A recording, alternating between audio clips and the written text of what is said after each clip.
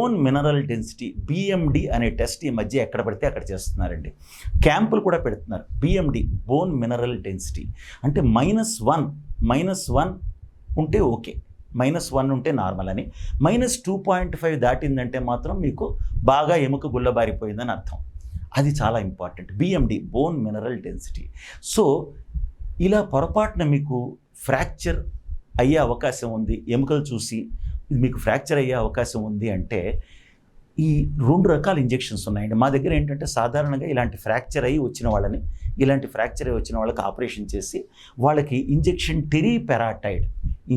టెరీపెరాటైడ్ అనే injection నెలకొకటో 15 రోజులకొకటో orthopaedic surgeon రెగ్యులర్గా ఇస్తున్నారు 6 నెలల పాటు.